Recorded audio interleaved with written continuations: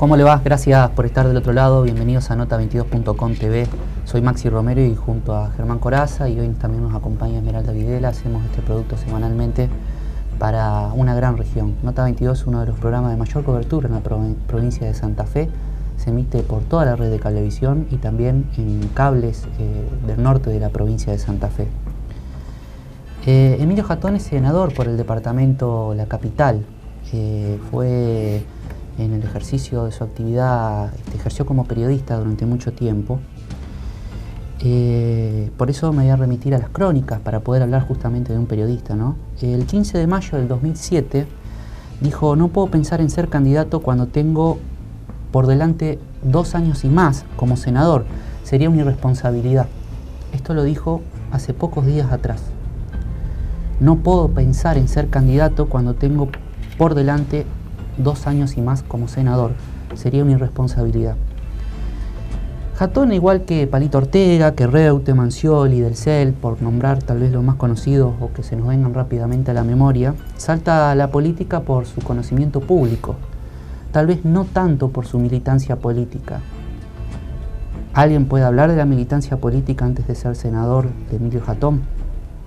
Mérito que arrancó con fuerza por los 90 en nuestro país. No significa que no se haya dado en otras partes del mundo, pero es bueno recordarlo. Dicen que Emilio Jatón vivía en Santo Tomé. Es una localidad vecina a esta capital de la provincia, cruzando un puente que hace mucho tiempo que debería tener ayuda, porque todo el tránsito entre Santa Fe y Santo Tomé es permanente, es una ruta muy importante también de traslado de ciudadanos, los cuales hace mucho nos prometen un puente, y Jatón como senador debería haberse encargado todo este tiempo también por esa cuestión. Dicen que vivía en Santo Tomé. Dice que ahora tiene domicilio en Santa Fe. Hay que poner en consideración si la candidatura concejal de Emilio Jatón tiene que ver con su amor por esta ciudad o con el oportunismo político. En nuestro país estamos muy acostumbrados. Si Carrió va a la provincia o a la capital, la vicejefa de gobierno porteño fue candidata a gobernadora por la provincia de Buenos Aires, hoy lo es. Jatón habla de proyecto de ciudad y de equipo. Quiero decir que estoy hablando de Emilio Jatón porque cómo se dieron las circunstancias de la candidatura del actual senador por el departamento de La Capital. En este espacio no pueden decirnos a nosotros que no hemos sido críticos a la gestión de José Corral. Entren a Nota22.com, revisen los programas enteros que están subidos, las entrevistas, las columnas de opinión, y tal vez hemos hablado mucho más de Corral y muy poco de Emilio Jatón. Por eso hoy, tal vez por primera vez, lo estamos haciendo.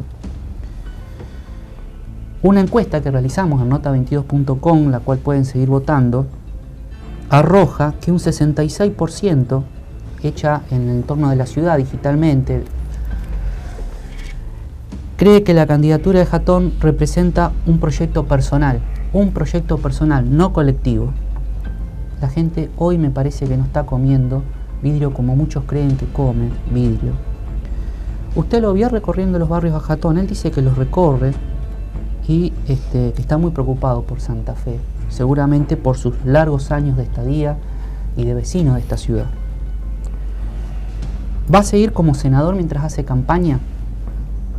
¿No debería dejar su banca como hay otros políticos que lo han hecho, como el propio Miguel Del Cel, creo que dejó de ser diputado para después ser candidato a gobernador? Sino da la sensación que espera soltarse, agarrar una rama para soltarse de la otra.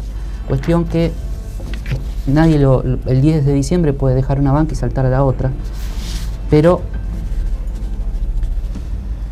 dicen que a Jatón le prometieron ser candidato a intendente en el año 2019 de la ciudad de Santa Fe.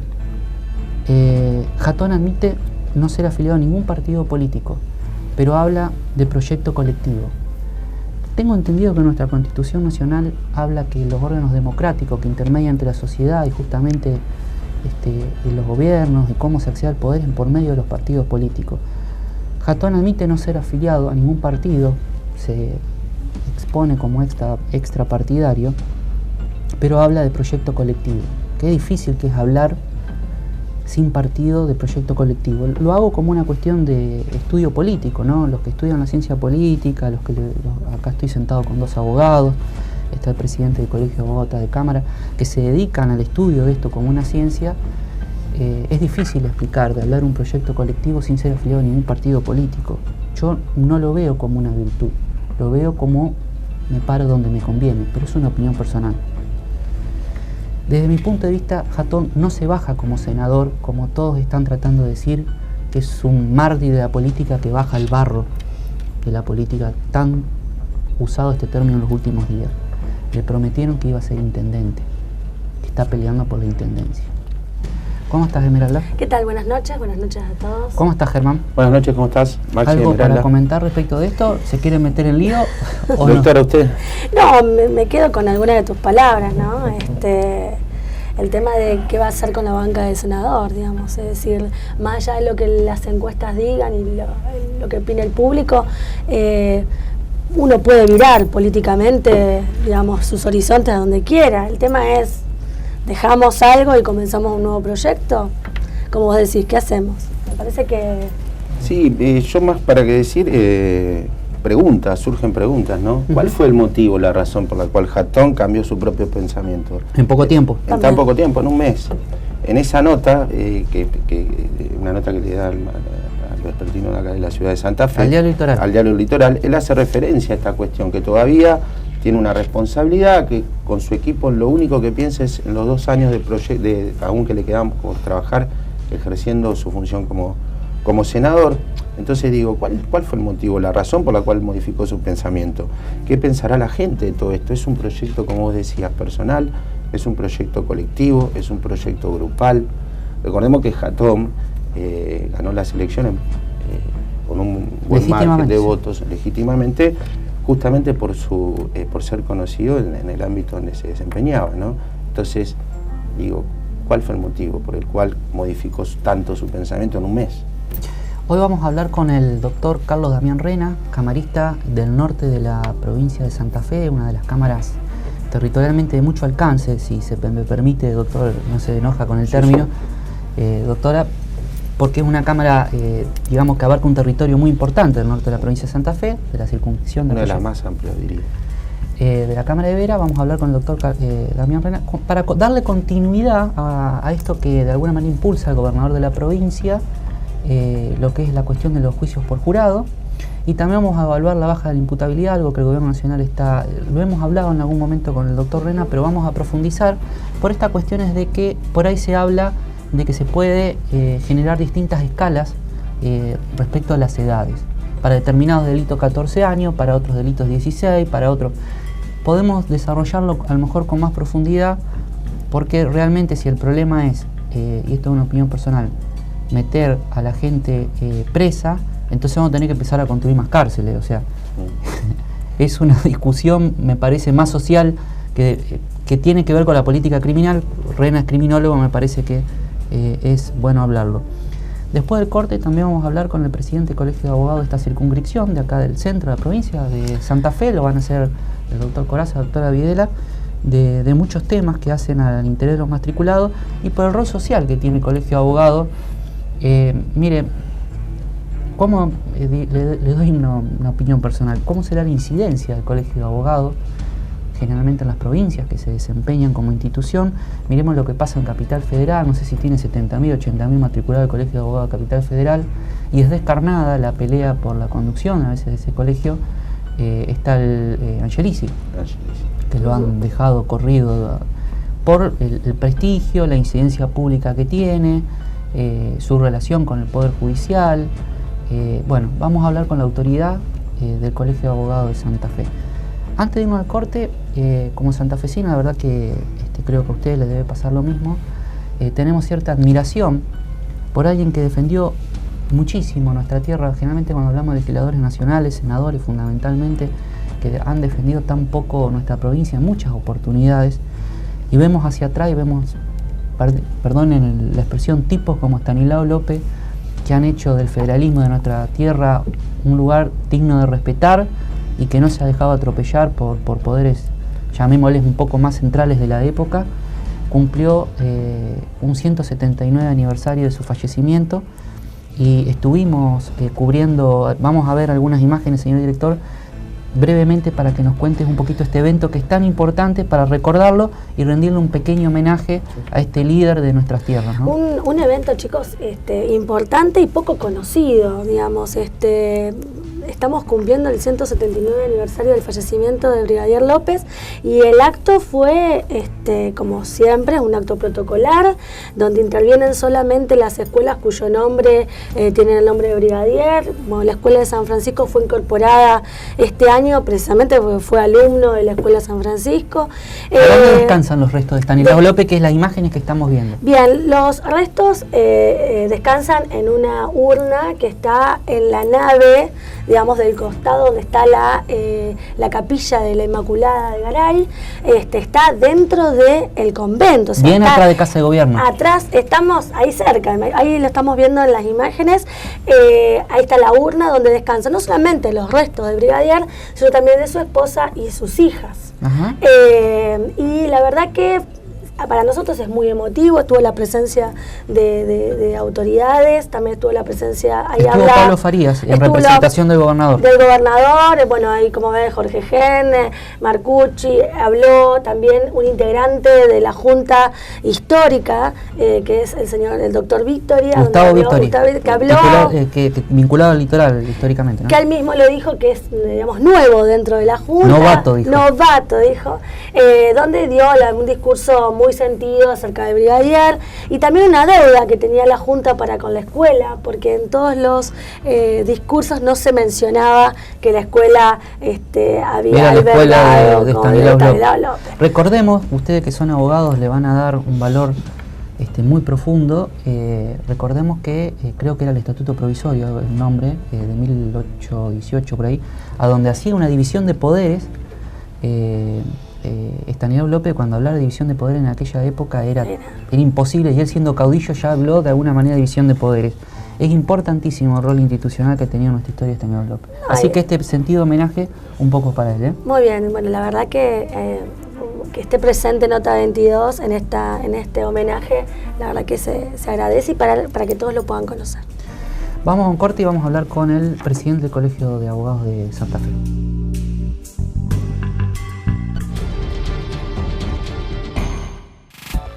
Nota22.com.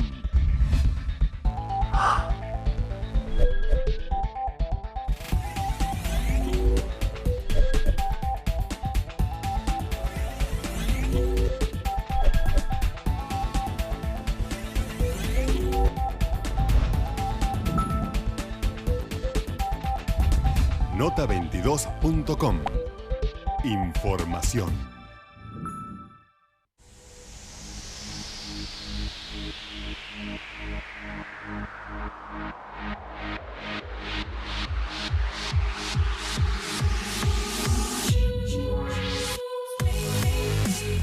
Obras óptimas, profesionales técnicos. Colegio Profesional de Maestros Mayores de Obras y Técnicos de la Arquitectura, Industria e Ingeniería de la provincia de Santa Fe.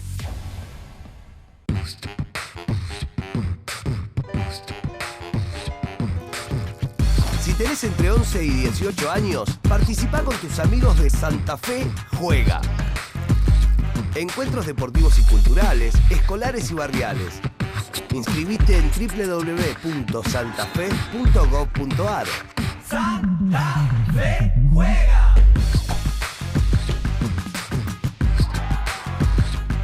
Santa Fe, un gobierno presente.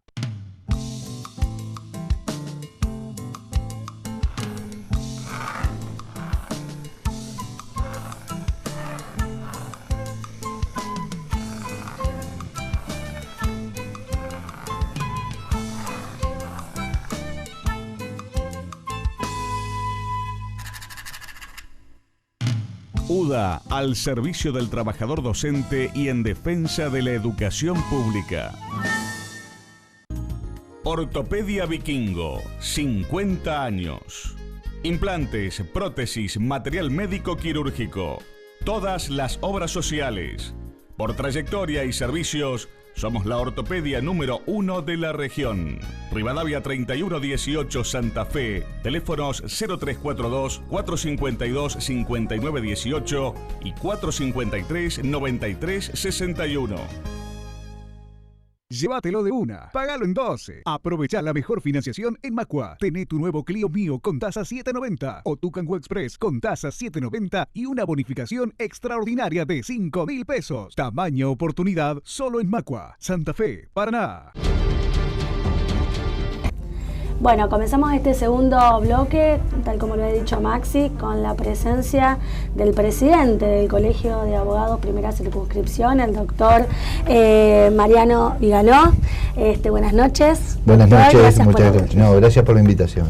Bueno, la invitación es para hablar de algunas cuestiones, algunos temas que hacen a la realidad forense de nuestros queridos colegiados matriculados. Y bueno, en esta gestión, ¿con qué te encontraste, doctor? ¿Qué expectativas tuviste? ¿Cómo? La verdad que empezamos en febrero del año pasado, ya veníamos trabajando en el colegio en las gestiones de Eduardo Mazot, en las dos gestiones de Eduardo Mazot, lo acompañamos como director.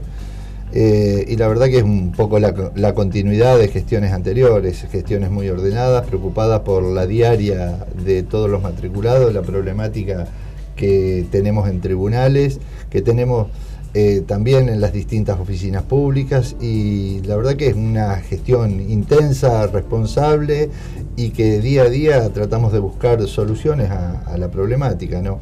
En este sentido, te puedo decir que no solamente se efectúan reclamos permanentes por demoras en mesa de entrada, por demoras en despacho diario, por demora en el dictado de resoluciones, sino también por un poco la comodidad o incomodidad, mejor dicho, en la que se trabaja en algunos sectores, como por ejemplo oficina de cédulas y mandamientos, reclamando el traslado o tratar de mejorar la infraestructura para poder desarrollar de un poco más, forma más práctica el trabajo.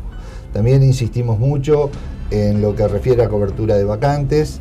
Realmente hemos tenido buena recepción por parte del Ministerio de Justicia, se nos ha escuchado en la totalidad de los reclamos que venimos realizando y la necesidad de la cobertura urgente de determinados puestos, por ejemplo lo que fue la Cámara Civil y Comercial. Sí, una cuestión trascendente para que los matriculados puedan ejercer su tarea como...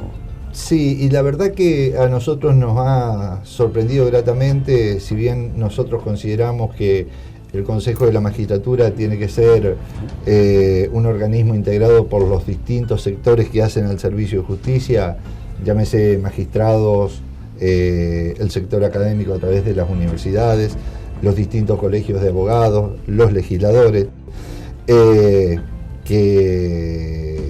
nos ha sorprendido la celeridad que han demostrado los últimos concursos que se han iniciado, que permitió justamente la cobertura de todas las vacantes que existían en la Cámara Civil y Comercial, y realmente aquellos que han sido designados cubren totalmente las expectativas que nosotros teníamos, por lo que podemos decir que vamos a tener una Cámara que va a ser un orgullo para el Poder Judicial de Santa Fe. ¿Esto qué ocasionó? Hubo jueces de primera instancia que ascendieron, se han provocado algunas vacantes en primera instancia en el Fuero Civil y Comercial. Una de ellas ya ha sido cubierta con el doctor Palacio, que es Civil y Comercial séptima nominación, pero ya está abierto el concurso para cubrir las vacantes de Civil y Comercial y los tribunales colegiados de responsabilidad extracontractual, que próximamente se va a realizar, ¿no?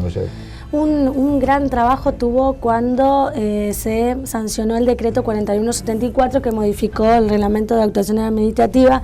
La Comisión de Derecho Administrativo trabajó capacitando a muchos de los matriculados respecto de este tema, y dentro de esa capacitación se hablaba del famoso expediente electrónico, al cual estamos muy lejos de llegar. Sí, mirá, es un gusto resaltar el trabajo que viene realizando el Instituto de Derecho Administrativo.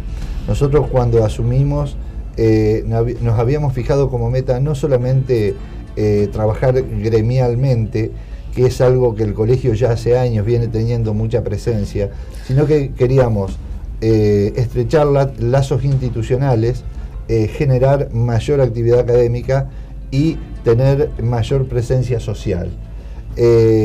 La parte de lazos institucionales, el primero que se encargó de esto fue el Instituto de Derecho Administrativo. Doctor Gallo, creo que está. El doctor Gallo, el doctor Rafa, quienes, con los cuales suscribimos convenios con UPCN, con el Tribunal de Cuentas. Estamos próximos a firmar convenios con Fiscalía de Estado, la Escuela de Abogados del Estado, el Tribunal de Cuentas Municipal, con lo que el trabajo que vienen realizando los colegas del Instituto de Derecho Administrativo se demuestra muy intenso.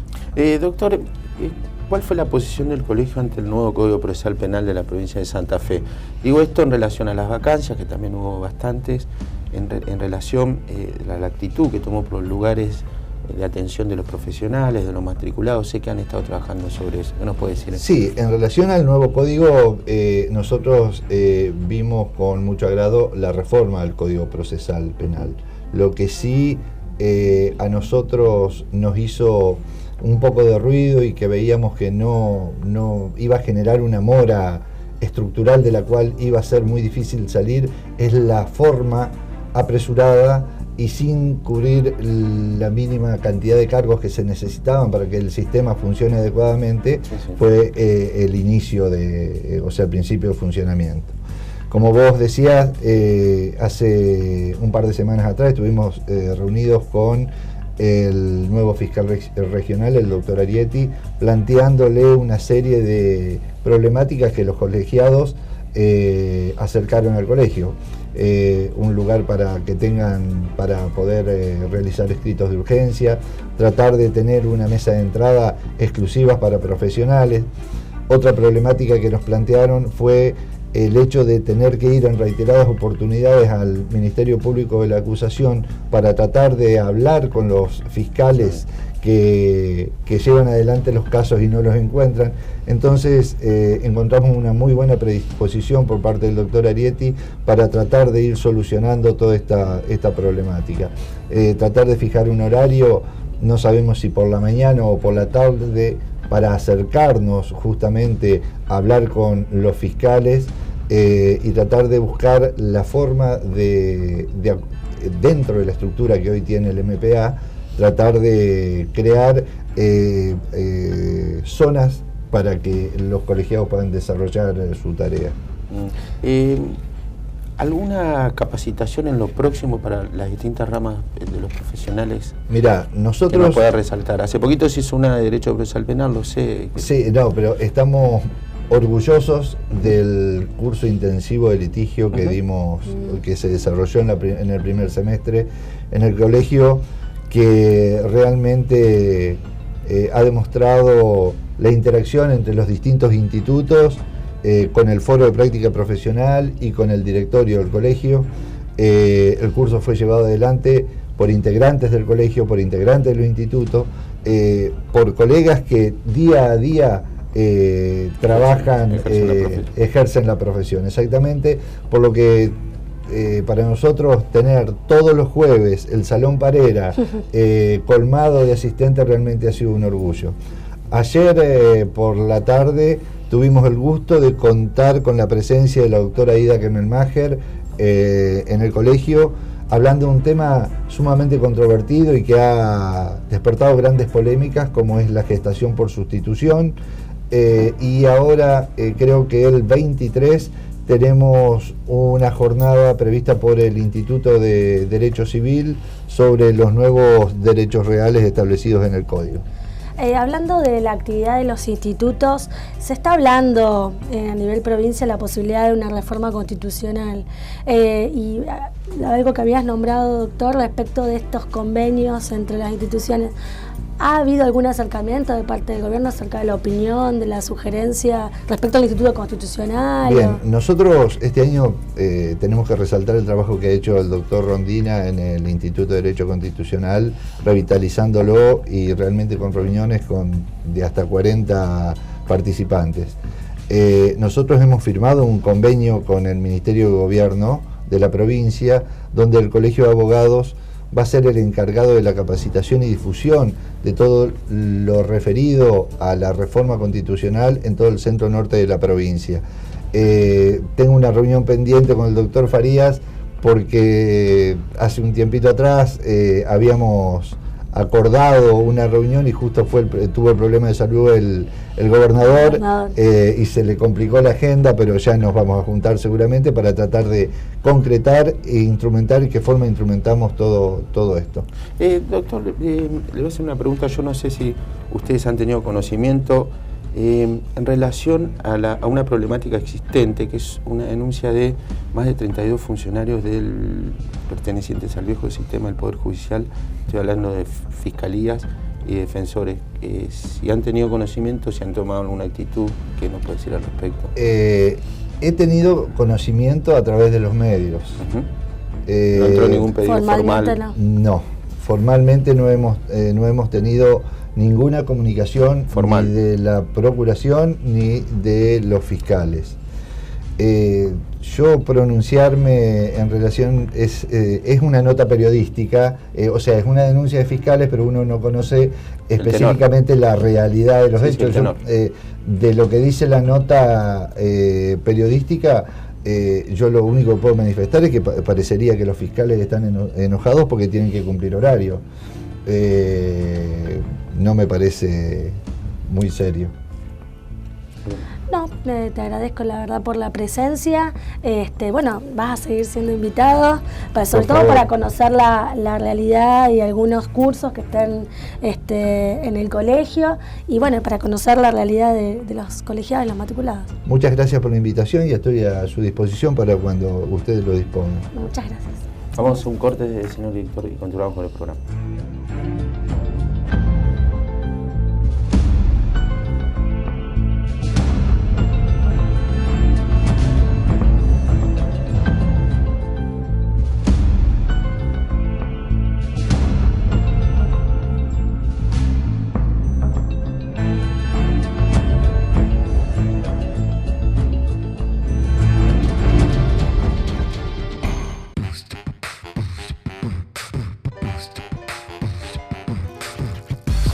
Entre 11 y 18 años, participa con tus amigos de Santa Fe Juega. Encuentros deportivos y culturales, escolares y barriales. Inscribite en www.santafe.gov.ar. Santa Fe Juega.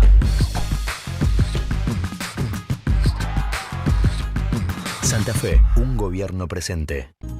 Ortopedia Vikingo, 50 años. Implantes, prótesis, material médico quirúrgico. Todas las obras sociales. Por trayectoria y servicios, somos la ortopedia número 1 de la región.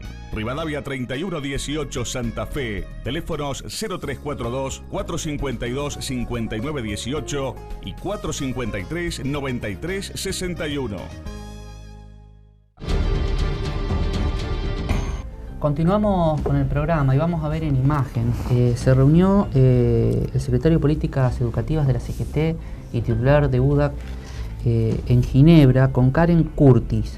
Karen Curtis es la jefa del Servicio de Libertad Sindical del Departamento de Normas Internacionales de la OIT, de la Organización Internacional del Trabajo. En esta línea de trabajo que se viene llevando a cabo en este organismo internacional, el más importante del mundo en materia de derecho del trabajo y de normas internacionales que repercuten internamente en los países. Karen Curtis se mostró preocupada por lo que pasa en Argentina, según lo que pudimos saber, y conoce muy bien lo que está pasando en Argentina. Es realmente un conflicto instalado de manera internacional, al cual la OIT está conociendo al dedillo lo que está pasando. No es algo que está sin trascendencia o impacto, digamos, en el mundo laboral, en la esfera de nuestro planeta. Es un tema que se está siguiendo en todos los órdenes. Queríamos contarle esto porque después cuando salen resoluciones, resultados respecto de las quejas que se presentan en ese organismo, tiene que ver justamente por gestiones que hacen los dirigentes sindicales que pueden llevar adelante este tipo de actividades en representación de los trabajadores. Germán, como decíamos, estamos recibiendo, está en nuestra mesa de trabajo el doctor Carlos Damián Rena. Doctor Carlos Damián Rena, como decimos, además de ser juez de cámara, es criminólogo, se aboca también a la vida universitaria. Estoy leyendo acá un proyecto de tesis de un brasilero, Fabio Teixeira. Usted que anduvo en Brasil hace poquito, le debe haber dado saludos de nuestra parte. En la Universidad Católica, el doctor Rena se caracteriza por acompañar profesionales de calidad como director de tesis. De hecho, se recibió a alguien que le mandamos saludos de Rosario, que se ve este programa también, que es Adrián Ruiz. Se recibió de doctor de Derecho y él fue director, el doctor Rena. Sí, con una tesis de menores, sobre el derecho de menores, recientemente. Así que el doctor Adrián Ruiz, felicitaciones, le mandamos nuestros saludos de este espacio, si usted nos permite, doctor. Realmente muy linda la tesis, sí. Queremos hablar con el doctor Rena, anticipábamos cuando empezábamos el programa, Germán, porque la verdad que se toman a veces decisiones a nivel político y la sociedad demora en darse cuenta de lo que está pasando. Yo no lo digo como un disvalor desde el punto de vista de algunas cuestiones, porque la verdad que por ahí me siento que los medios somos responsables. El juicio por jurado no es una pavada. No. Porque además yo le voy a decir algo, depende de los delitos que tengan. Por ejemplo, en la provincia de Córdoba creo que los juicios por jurado, que es una instancia única, tiene que ver con los delitos por corrupción, delitos contra la administración pública. Acá hay una causa muy conocida que se cayó porque el querellante no podía ser querellante en una denuncia contra el legislador por tráfico de influencia. Imagínense si hubiera habido un jurado. Entonces, estamos hablando de homicidio, delito por corrupción. Estamos hablando de cuestiones muy importantes. Puede ser entendido así, doctor, ¿no? Estamos hablando de determinados delitos generalmente que son los que se van a tratar en un juicio por jurado. Sí. No todos los delitos. No todos los delitos. En realidad, el juicio por jurado está implementado. Hay que arrancar del origen, para ver un poco la fecha en la cual ya fue incluida. 1853. En la Constitución de 1853 fue incluido en tres lugares de la Constitución Nacional la posibilidad de que los juicios criminales se terminen por jurado. Así dice, se terminen quiere decir el plenario, ¿no es cierto? El juicio propiamente dicho se tiene que estar jurado. Ahora, yo quiero decir... ¿Pero por qué en esa época se incorporó? Se incorporó porque había sospecha, más que todo, de que se detengan inocentes o se condenen inocentes. El jurado garantizaba, el pueblo garantizaba que tenía que existir digamos, elementos de prueba para poder condenar a una persona. Hoy a lo mejor la sensación social es distinta a la de esa época. El juicio por jurado nunca se implementó en la historia, digamos, durante 100 años, y apareció recientemente en Córdoba.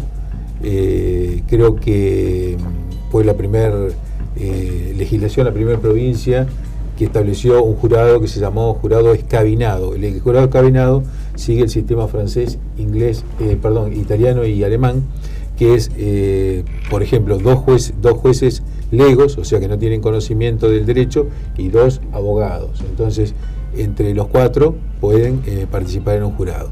Después se habló de 3 y 3, después se habló de 4 y 4. Por contraposición, estamos hablando del número de componentes del jurado. Claro, este sistema de escabinado se contrapone al sistema que se llama de jurado puro, o jurado lego, o jurado popular. Es decir, lo integran, como se conoce habitualmente, se ve en las películas de Estados Unidos, el sistema anglosajón, que son personas de la comunidad, ¿no es cierto?, que tienen que tener un requisito mínimo de edad, y que, bueno, pueden ser seleccionados, y que allí está un poco también alguna de las críticas que se le hace al jurado, porque el jurado, por ejemplo, un grupo de personas, habitualmente ya se designan a principio de año, un grupo de personas que podían ser jurados en todos los juicios de esa circunscripción judicial, que puede ser anual o semestral, ¿no es cierto? Y entonces de ahí se seleccionan. ¿Qué se selecciona? Por ejemplo, si un caso de violencia de género, que la persona que está en el jurado no sea militante de una causa de violencia de género, porque ya se sabe que eventualmente... Bueno, usted tocó... Espere, usted me está tocando un tema Yo me acuerdo de la película El abogado del diablo, vieja película que todo lo que le gusta al mundo derecho la ven. El abogado del diablo en un momento se acerca y le dice, yo no quiero a este en el jurado. Y le decía por qué, porque miraba el zapato, porque se daba cuenta que podía tener resentimiento contra tal o cual, o sea, hay una cuestión emotiva. Claro. Entonces, ¿cómo se juzga? ¿Desde el punto de vista derecho o desde el punto de vista de la emotividad? Bueno, esa es una de las cuestiones fundamentales, porque el jurado, ¿cómo evalúa la prueba contradictoria? Por ejemplo, hay un testimonio que dice que lo vio con el arma antes de ingresar a la casa, y otro testimonio que dice, no, esa persona no estaba en ese lugar, sino que estaba en otro lugar. Son dos testigos contradictorios. ¿Cómo se evalúa? ¿Por un sistema, por una cuestión emocional, el jurado, o por una cuestión racional, la valoración de la prueba? Entonces, ahí es donde también hay algunas dudas, inclusive en algunos casos, como el sistema constitucional nuestro dice que ante el caso de duda, los códigos procesales también lo dicen, ¿no es cierto, Germán? Que en caso de duda tiene que estarse en favor del imputado. Cuando existe duda, por ejemplo, respecto de esas cuestiones, debe darse, seguramente habrá una absolución. Mire la pregunta estribaría si serían posibles sacar del jurado, o de aquellas personas que integrarán el jurado, cualquier tipo de preconcepto, porque todos tienen preconceptos. Pero fíjese, la película, claro, insisto en esta película porque nos apoyamos en algo que conozca mucha gente. En esta película, el abogado del diablo dice un montón de barbaridades de sus clientes y dice, yo no vengo acá para hacer un concurso de popularidad, yo vengo para demostrar que en el momento que mataron, él no estaba ahí. Y hablaba un montón de barbaridades de su propio cliente, porque quería demostrar, de alguna manera se demuestra, que no tenía que ver con la cuestión emocional, sino que el tipo no había estado, según su visión, en ese lugar del homicidio. Sí. Y bueno, yo creo que hay dos cuestiones. Primero, en primer lugar, vamos a decir lo positivo que tiene el jurado, que es, yo creo, que un acto de soberanía importante, porque el pueblo juzga al pueblo en su propio nombre, ¿no es cierto? Es decir, esas son las fundamentaciones que se le quieren dar al jurado, digamos, la instauración del jurado.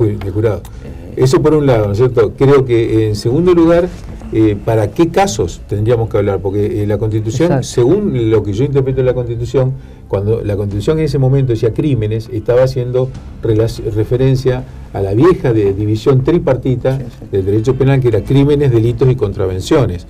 Los crímenes eran los homicidios dolosos. Después se pretendió incorporar, inclusive ya, por ejemplo, en Brasil quieren incorporar otro tipo de delito. ¿Le va bien a Brasil con esto? En Brasil hay mucha gente que está a favor, inclusive doctrinarios del derecho penal, y algunos que hacen 2 o 3 críticas. Entre ellas es que se demora mucho tiempo en seleccionar el jurado. O sea, por ejemplo, una selección de jurado puede llegar a durar, cuando hay dudas, cuando hay diferencias, hasta 7 u 8 meses. Entonces, por allí, si un proceso penal cualquiera se demora 7 u 8 meses, usted sabe que los magistrados y los fiscales tienen graves críticas, ¿no es cierto? Se lo critica gravemente, claro, por estar 7 u 8 meses. El sistema brasilero obedece, perdón, doctor, a las objeciones a la conformación del jurado propiamente dicho. Sí. ¿Cómo se selecciona el jurado? Sería un tipo de acusación, digámoslo, recusación por parte del abogado defensor, en relación a lo que vos decís de los preconceptos. Se va recusando a tal miembro porque intervino en alguna, por ejemplo, en alguna asociación, o supongamos que estemos hablando de temas, por decirlo de alguna forma, raciales, o por temas digamos, por cuestiones discriminatorias, si puede seleccionarse o no. Lo que pasa es que después cada provincia puede adaptarlo eso a su idiosincrasia, ¿no es cierto? Creo yo que lo más importante es respetar la Constitución nacional y los tratados internacionales que rigen la materia, especialmente los tratados de derechos humanos. Y por otro lado, la otra gran crítica que a esto le hacen los juristas, inclusive en nuestra provincia, en Rosario, en Santa Fe y en el norte también, es lo siguiente: durante 100 años el derecho penal dejó de ser una simple aplicación de la pena automática para constituirse lo que se llama la dogmática penal o lo que llaman elementos del delito. Se perdieron 100 años discutiendo eso, que son cuestiones técnicas, que refieren a cuándo concretamente puede haber una acción, que esa acción penal, esa acción disvaliosa, por decirlo de alguna forma, encuadra en un tipo penal, si hay o no una legítima defensa, si hay o no un estado de necesidad, y cuándo puede considerarse esa acción típica de antijurídica como culpable, ¿no es cierto? Es decir, cuándo hay un juicio de reproche real. Todas estas cuestiones se han debatido durante 100 años. Entonces uno se pregunta, ¿el jurado tiene que saber dogmática acción típica penal? antijurídica culpable? Andar Claro. a decirle eso a un ciudadano común. Claro, es muy difícil algunos conceptos, enseñar algunos conceptos. Si bien existe algunas charlas que se le dan al jurado, yo creo que por allí no sé si son suficientes para el entendimiento. Ahora, le hago una pregunta, porque nos estamos metiendo en un terreno espinoso desde un punto de vista. Siempre se habla de que la Constitución para muchos cargos nos pide más que la idoneidad. Ahora, ser ciudadano, todos somos idóneos de ser ciudadanos. Con la edad, digamos, cumplimos 18 años, somos mayores de edad, tenemos pleno derecho. Después habrá que estudiar cada caso por alguna cuestión particular, condena, ¿no es cierto?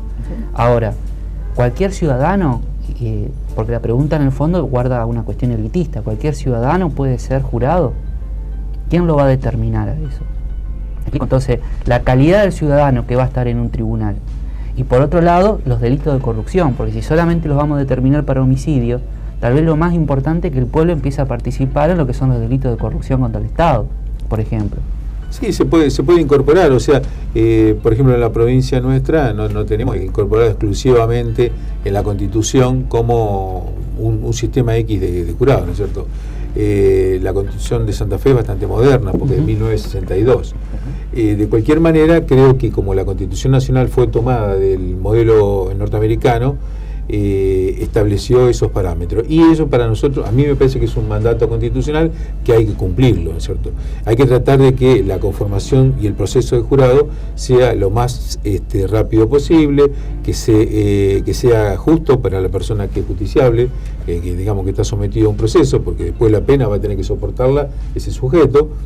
Y por otro lado, que haya garantías constitucionales, ¿no es cierto? Y por otro lado también se habla de que el jurado normalmente no dice, no establece una fundamentación dogmática de la sentencia. Esa tarea se la deja. ¿Y si el juez no está de acuerdo? Claro, esa tarea se la deja Dice, al juez. hay 12 personas que dicen, estamos de acuerdo, preso. Y el juez dice, a mí no, la verdad no me convence lo que Claro, esa tarea se la dejan al juez habitualmente, ¿no es cierto? O sea, la tarea de fundamentar. El problema es si el juez no está de acuerdo con la fundamentación que hace el jurado. Con el veredicto que está condenado. 12 personas, por ejemplo, porque el número 12 aparece como la figura, Sí, pero podrían ser más. También hay otras cuestiones. A veces. ¿Qué hace el juez? En la provincia de Buenos Aires son 2. ¿Qué hace el juez? No, y el juez tendrá que fundamentar el veredicto del jurado, y a lo mejor es raro que ocurra esa circunstancia, ¿no es cierto? Pero luego se gradúa la pena, digamos, se establece entre un mínimo. O sea, el juez y un tiene que máximo. fallar en el sentido del jurado, sí o sí. El juez tiene que fallar en casi todos los por más sistemas, que esté tiene convencido fallar, de otra cosa. Tiene que fallar en el sentido que establece el veredicto del jurado. Y por otro lado, eso, ¿no? por Porque otro tenés lado, que escribir a favor de algo que no estás convencido. por otro lado, el jurado, cuando son muy numerosos, así como en el caso de 12, tiene que haber coincidencia. Claro, eso es lo que voy. Hay uno que vota en contra. Ahí depende. Y se zafó el Hay tipo. veces que no, a veces que sí, por eso. Y es muy delicada la tarea del jurado porque son apreciaciones son todas cuestiones. y que por ejemplo la persona no puede estar contaminada. Si a mí, humilde criterio, la persona no puede volver a su casa, mirar televisión en el programa, etcétera. Tiene que quedar en algún lugar, en alguna localidad, una especie de retiro, abstraída, pensando eso, y por eso las audiencias de juicio tienen que ser bien secuenciales para permitir que en un tiempo razonable se termine la audiencia de juicio. Doctor, uno ve el paradigma del juicio por jurado de Estados Unidos. Desde su experiencia personal, porque sé que puedo conocer esa situación, ¿cuáles son los beneficios, cuáles son las contras del juicio por jurado? El beneficio que yo sinceramente pienso que es muy importante que la gente común, como se dice, se involucre en las decisiones judiciales. Para mí eso es muy importante. Creo yo que es un acto de soberanía, ¿no es cierto? Que los propios pares, como se dice, su propio par lo juzgó, que no es un juez técnico que no nombró el gobernador de la provincia con acuerdo del Senado por el mecanismo constitucional, sino que el que dijo que es culpable o inocente son sus propios pares de esa región. Creo que eso es muy importante. Segundo, pienso de que puede los problemas, digamos, que uno puede llegar a ver es que se responde en forma demasiado emocional, no racional, respecto de... Usted sabe que, por ejemplo, en la provincia de Buenos Aires es opcional el jurado, ¿no es cierto? Es decir, el sujeto, la persona sujeta a juicio puede decir, sí, yo quiero tener un juicio por jurado en determinadas condiciones. ¿Cuándo el abogado va a elegir eso? Cuando le toca un buen abogado, un buen orador, carismático, que tenga capacidad de convencimiento, que llegue claramente al corazón del jurado. No me quiera hacer pensar en lo que dijo Zaffaroni, que el que tiene plata no va preso, que tiene facilidad de pagar un buen abogado, el sistema, qué sé yo. No me haga pensar en eso, por favor. No, hay casos porque lo que usted está diciendo es que un abogado bueno tiene que pedir juicio por culpabilidad. Hay casos de culpabilidad y casos de absoluciones, en los casos de jurado. Quizás sea más fácil en delitos como lo que han participado últimamente, ¿no es cierto? Femicidio. Fue una situación, me parece a mí, más clara que, por ejemplo, un caso de legítima defensa, donde a lo mejor hay elementos técnicos para juzgar, no va a ser tan lineal y tan fácil la decisión. Pero bueno, y por otro lado, yo creo que seleccionar el jurado tendría que haber un sistema lo más... por ejemplo, una persona que haya hecho la secundaria, que sea trabajador, o sea, eso es lo que yo por ahí planteo. Por una persona que está saliendo, para dar un ejemplo, que la salud del Estado lo ha tratado por una adicción, que está en tratamiento o que está en una determinada situación, o sea, a lo mejor no es la más idónea. Tiene que ser un ciudadano, entiendo yo, que va a ser alguien que trabaje, que tenga mayoría de edad, que haya terminado la secundaria, porque ser mayor implica ya haber terminado la secundaria. ¿Quién va a seleccionar ese jurado? ¿Quién va a seleccionar? Que no se digite la gente, que no se digite. Y que haya también una igualdad entre hombres y mujeres. Exactamente, igualdad de género. Igualdad de género. Para no caer por allí en alguna cuestión. Si ni los hombres son mejores ni las mujeres son mejores, sino que haya un equilibrio. Bueno, sí, es un gran desafío. A mí me parece que es un tema de futuro, ¿no es cierto? Pero los delitos, este es un tema que me parece que hay que hacer mucho hincapié. Para mí el tema de los delitos que tienen que pasar por juicio por este sistema de jurado popular, digamos, me parece que hay que prestar atención. Porque si solamente lo vamos a dedicar a los homicidios, no va a cambiar mucho la cosa. Lo que pasa, Maxi, que los homicidios... Un político verlo, que el pueblo lo está juzgando por un delito de corrupción, cambia el sistema político. Las cuestiones anteriores, Maxi, no te olvides. Por ejemplo, el desafuero, no es tan sencillo. Sí, pero en algún momento puede ser que el juicio se lo haga, salvo que sea como Menem, que esté en el Senado. No sé si hubo un proyecto. Esa parte del procedimiento se hace, la hace el juez, antes de ir a la audiencia de juicio. Pero el pedido de desafuero. Sí, esos son todos trámites procesales que lo hace el juez. El juez que hace dirige el proceso. Entonces, es el director, digamos. Sí, sigue dirigiendo el proceso hasta el momento de la audiencia. Allí solamente. En el juicio por jurado lo hace el juez, al desafuero. No sabía. Sí, porque ya cuando va al jurado ya se hace prácticamente, se establece, digamos, lo que se llama la apertura a juicio. Claro. Creo que es un gran desafío. Me parece que hay que tomarlo con entusiasmo y con responsabilidad, ¿no es cierto? No es la panacea, pero creo que hay un gran, digamos, expectativas en esta cuestión, y creo que quienes asuman el tema de ser jurado también tienen que tener la responsabilidad, y la conciencia de... Ahora, yo le quiero tocar un poquito a la corporación, doctor. Usted pertenece a la corporación de los jueces, como nosotros a la del periodismo, digamos. ¿Esto no es quitarle un poco de poder a los jueces? No, porque vos sabés que por eso hablábamos de derecho de homicidio. Es una buena pregunta, porque ¿cómo se sienten ustedes cuando dicen queremos juicios por jurado? No, porque los jueces sabemos que no todos los casos son iguales en cuanto a la cantidad de trabajo, de estudio, de fundamentación que hay que hacer, de investigación. Los procesos no son todos iguales. Hay algunos que no tienen ningún recurso de apelación y otros tienen 6, 7 u 8 recursos de apelación, inclusive más. Entonces, hay casos que son más difíciles, que tienen una envergadura mayor. Usted imagínese, por ejemplo, un homicidio en Román de una persona, de una mujer, que era de una familia muy conocida de ahí. Cambió la historia del pueblo, porque ese pueblo donde nunca había habido una marcha, al otro día o a los 2 días había 2.500 personas en la calle. Entonces, es una localidad que tiene un poquito más de 10.000 habitantes. Entonces, ese hecho delictivo cambió la historia de ese pueblo. No digo que la cambió, digamos, definitivamente, pero sí es un antes y un después de ese hecho, la sensación que tiene la población. Eso se ve más a lo mejor en las ciudades chicas, ¿no es cierto? Pero si ustedes se fijan acá en Santa Fe o en Rosario también, que hay muchos hechos que han conmocionado, que llevan muchos días en la prensa. O sea que a la justicia, digamos, como poder, no les molesta que se avance con el juicio por jurado. ¿Usted cree que es bien recibido? No, yo creo que la única cuestión intelectual, por decirlo de alguna forma, que uno tiene en cuenta es que, digamos, el juicio por jurado sea para mejorar, o para, digamos, que se haga la inversión que corresponde. Que garantice, porque todos estudiamos derecho, ¿no es cierto? Entonces, que se garantice el derecho, que se garanticen los principios constitucionales, que no es como uno piensa, que no se baje de nivel, sino que se iguale o se mejore la resolución del caso, ¿no es cierto? Que sea más justo para el ciudadano, que sea mejor justicia, que sea más clara, más transparente, si es posible. Pero yo creo que no hay ningún problema en la justicia. Por lo menos buenísimo, general, buena noticia, porque significa que si estamos debatiendo de justicia, es buenísimo, porque realmente en las repúblicas modernas lo que está en el centro hoy es cómo está funcionando la justicia. Miremos la política nacional. Hoy se puede dar esa cuestión. Pero la política está discutiendo, gracias a Dios, las diferencias en tribunales. Una discusión sobre cuestiones jurídicas. Muchas gracias, doctor René. Yo creo que esto que estamos hablando nosotros está en el concepto de justicia democrática.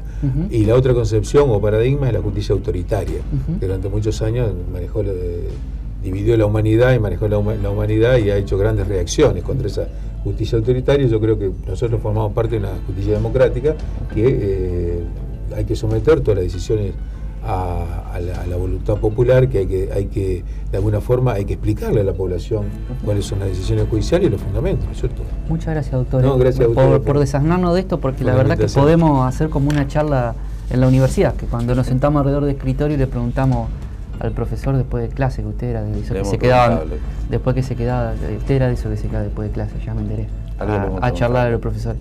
Así es. Nos vemos. Sí, obvio, no me queda con usted. Sí, nos vemos. Nos vemos la semana que viene, gracias, doctor. No, gracias a usted, Max. Muchas gracias, doctor. Nos vemos la semana que viene con mano22.com.